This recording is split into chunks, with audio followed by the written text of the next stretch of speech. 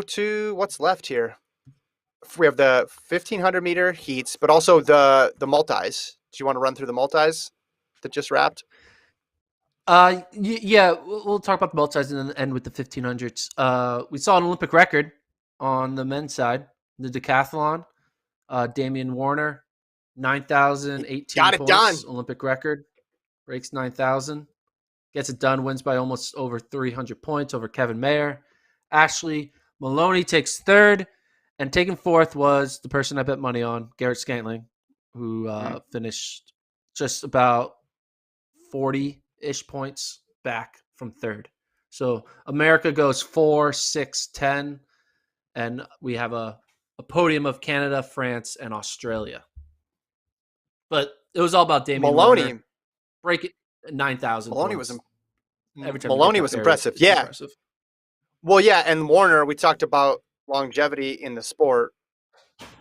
Warner this is his first global gold, and he had 3 bronzes and a silver outdoors. So it'd been close so many times.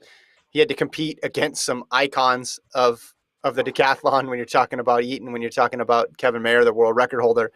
And man, talk about doing it in style. There's something special about seeing the decathlon score start with a 9 that makes you think, oh wow, this is a good one. Anybody can understand that 9,000 because now the 9,000 club is Mayer, Eaton, Seberly, and Warner. Just 4 guys in there. Yeah, and he had to earn it because I was watching the 1500 actually live while we're doing the podcast, and I was half listening to you, half watching the 1500.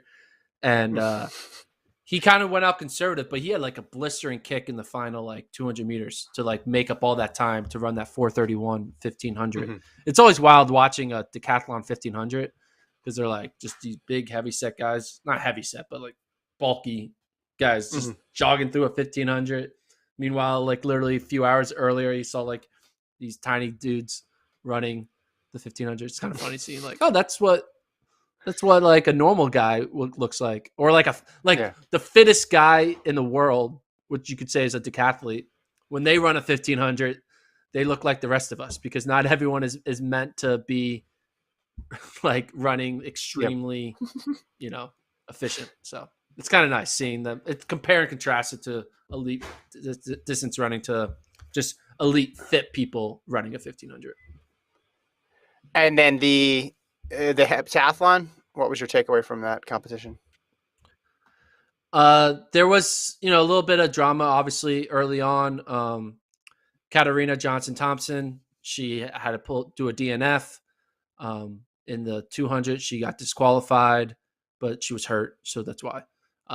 She basically fell on the track. I'm not sure exactly what happened, but someone tried to help her up, and she said no. Injury. She jogged across injury. She jogged across the finish line, so ending her chance at winning Olympic gold. But the other favorite, the Belgian athlete, Nifissatou Thiam. Did I do that right? Did I say that right? I think it's we got correct on this. I think it's TM. TM. Go ahead. Well, TM from Belgium. She was the other co-favorite. She wins with the season's best. And then Netherlands goes 2-3. Very impressive.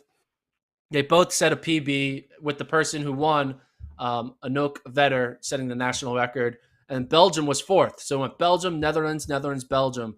Europe doing really well here in the women's heptathlon. And then your 2 Americans, Williams and Kuntz, finishing 5-6. I had money on Williams. Came down. She had a 1-point lead going into the final event. She was in 3rd with the 1-point lead, and she just didn't have as good as a 800 as you needed. Yeah, that's the lesson. I looked up. Train more for the 800 and the 1500, and maybe you can be an Olympic medalist. I looked at the PBs going in, and it was going to be an uphill battle. Yeah. So it was tough to think that she could factor